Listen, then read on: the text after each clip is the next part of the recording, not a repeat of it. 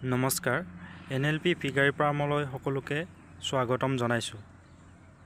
এয়া মোৰ ফাৰ্মৰ কিছু দৃশ্য আপোনালোকক দেখুৱাবৰ কাৰণে ওলাইছো আজি। এয়া এইখিনিত মই হাল বাই পিনি মাকৈ অলপ সিঁচি থৈ দিছো। আপোনাৰ এয়া মোৰ ফাৰ্মৰ দৃশ্য।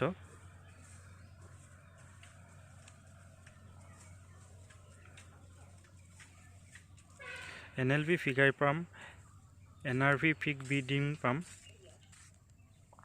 আৰু মই এনে ইয়াত ভৰি হাত ধুই যাবৰ কাৰণে পানী টেংকি এটা বহাই থৈ দিছোঁ আৰু এইখিনিতে পটাছ পানীৰ লগত বৈ দিব পৰাকৈ বাকেটত অলপমান পানী ৰাখি থৈ দিছোঁ আৰু এইপিনে চেনিটাইজ কৰি যাব পৰাকৈ আৰু এইখিনিত অলপ মাকৈ সিঁচি থৈ দিছোঁ মই আৰু এয়া মোৰ ফাৰ্মৰ কিছু দৃশ্য বাহিৰৰ দৃশ্য আপোনালোকক দেখুৱাবৰ কাৰণে ওলাইছোঁ।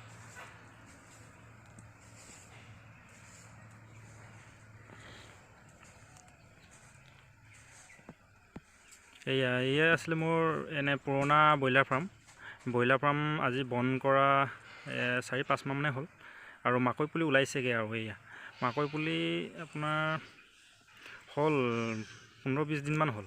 লগতে ছাইডত ৰঙালাও দি দিছোঁ, ওলাব আৰম্ভ কৰিছে মাকৈ পুলি।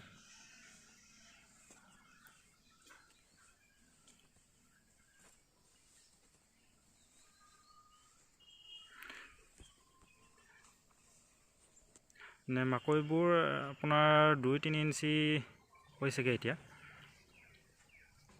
আৰু এয়া মোৰ গাহৰি ফাৰ্মৰ কিছু দৃশ্য আপোনালোকক বাহিৰৰ দৃশ্য দেখুৱাই আছোঁ। এয়া মই এনেকৈ আপোনাৰ গোটেই ফাৰ্ম নেটেৰে বেৰি থৈ দিছোঁ আৰু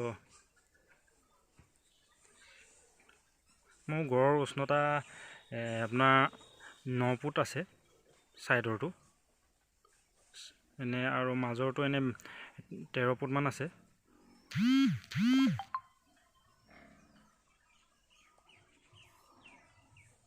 এইটো পুৰণা ফাৰ্ম আছিলে, লগতে এনেকৈ নতুন ফাৰ্ম এনেকৈ বনাই দিয়া হৈছিলে। পুৰণা ফাৰ্ম আৰু এইবছৰ মেকিং কৰিম আৰু এইখিনি বাহিৰত যে মই এইখিনি অলপমান পোৱালিবোৰ ৰ'দত কেলিব পৰাকৈ নেটেৰে এনে বেৰি থৈ দিছোঁ।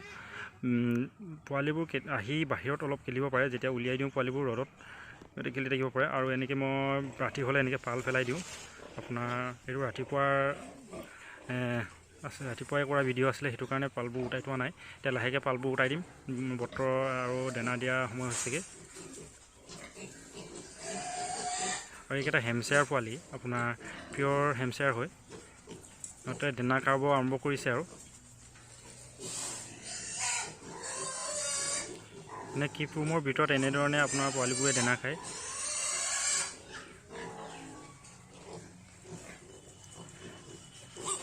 এইকেইটা পোৱালি 35 দিনমান হৈছেগৈ।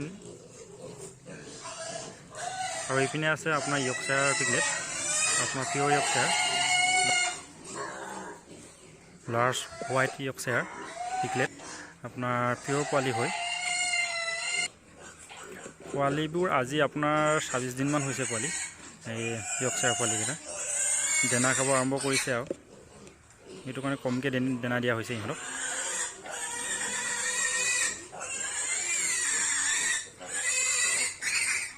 খুব ধুনীয়া হৈছে পোৱালিবোৰ। আপোনাৰ পোৱালিৰ গ্ৰ'থ চাওক আপোনালোকে, 26-27 দিন হৈছে পোৱালি।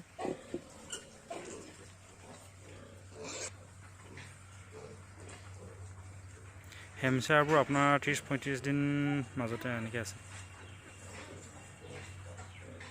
ৰাতিপুৱা বেলাৰ দৃশ্য এইটো আপোনালোকৰ। এয়া F1 পোৱালি আছে এইপিনে,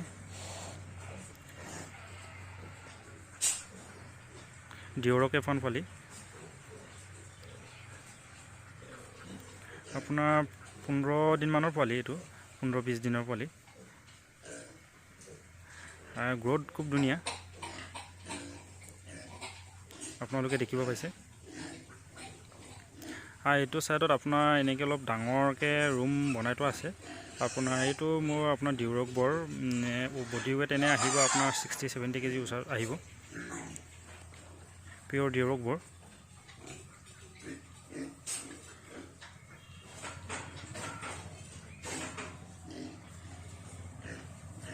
এনে মোৰ ফাৰ্মৰ ৰাতিপুৱা বেলাটো এনেধৰণে এক চাইডৰ পৰা ধুনীয়া ৰ'দ পৰি থাকে আৰু দিনটো ৰ'দ পৰি থাকে বাৰু, ফাৰ্মৰ ভিতৰত ৰ'দ সোমাই থাকে। ৰাতিপুৱা বেলাটো ধুনীয়াকৈ ৰ'দ পৰে এনেধৰণে।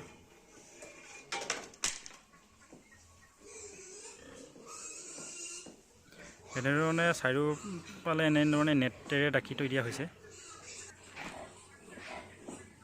এইবোৰ মোৰ জেষ্টেশ্যন কেৰেটত এনেধৰণে ৰাখি থোৱা আছে। আপোনাৰ এজনীকৈ এনেধৰণে ৰাখি থোৱা হৈছে। এই জেষ্টেশ্যন কেৰেটৰ এনেই 7 ফুট দীঘল 2 ফুট বহলকৈ থাকে আৰু ছাইডতে আপোনাৰ দানা পাত্ৰ পণ্টত বনাই দিয়া হৈছে। সিটো ছাইডৰ পৰা দানা দিব পৰাকৈ। তো হেমশ্বেয়াৰ, পিয়'ৰ হেমশ্বেয়াৰ এইকেইটা প্ৰেগনেণ্ট হৈ আছে। আপোনাৰ এজনী পিয়'ৰ ডিৰক আপোনাৰ কুইণ্টেল ওপৰত আছে। এইজনী আপোনাৰ 1 মাহ হৈছে আপোনাৰ প্ৰেগনেঞ্চি। এইজনী large black white large white Yorkshire পিয়'ৰ। এজনী আৰু ডিউৰক, এইজনীও আপোনাৰ এমাহমান হৈছেগৈ আপোনাৰ ক্ৰছ কৰোৱা, পিয়'ৰ ডিউৰক।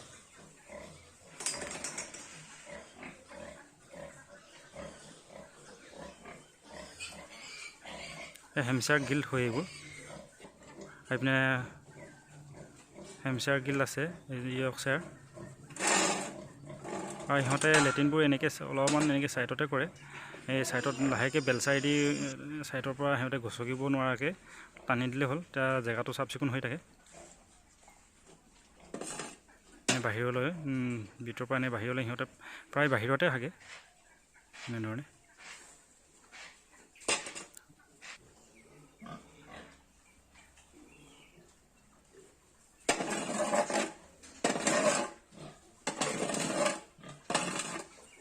এনেধৰণে গুৰবোৰ এনেধৰণে চফা কৰি দিয়া হয় ৰাতিপুৱা টাইমত উঠি পিনি অলপমান চাইডত এনেকৈ টানি দিয়া হয়।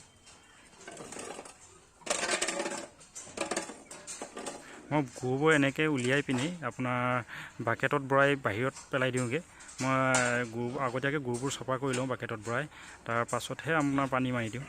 তেতিয়া আপোনাৰ ধুবলৈ ভাল হয়। গুৰে চুৰে মোৰ এনেকৈ নলাই দি নাযায়, নলাত আগতীয়াকৈ গুৰবোৰ উঠাই দিয়া হয় বাকেটত। এইবোৰ মই বিভিন্ন ধৰণৰ শাক পাচলিত এনেই দিওঁ। যোনবোৰ শাক পাচলি এনেই আপোনাৰ এই যেনেধৰণে মাকৈ, এনেই মাটিৰ বাহিৰত লগা যোনবোৰ শাক পাচলি সেনেকুৱা দিব পাৰি আপুনি। যেনেধৰণে আলু, সেইবোৰত দিবলৈ অলপ অসুবিধা হয়।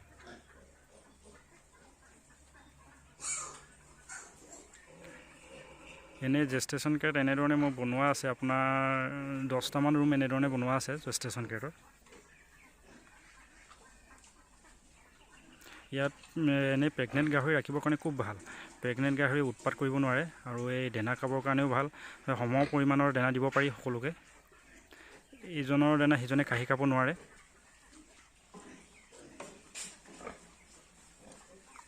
গাহৰি কেতিয়াবা বগাই মেলিও দুখ পায়। ইয়াত জেষ্টেশ্যন কেৰেটত আপুনি ৰাখিলে এনে কোনো দুখ পোৱাৰ চান্স নাথাকে আপোনাৰ।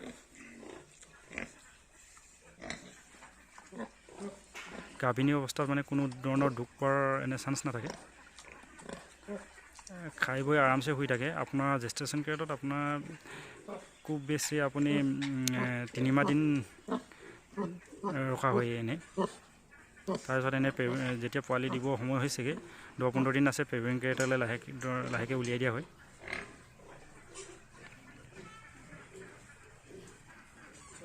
আপোনালোকে দেখিব পাইছে মোৰ ফাৰ্মৰ ৰাতিপুৱা টাইমৰ দৃশ্য।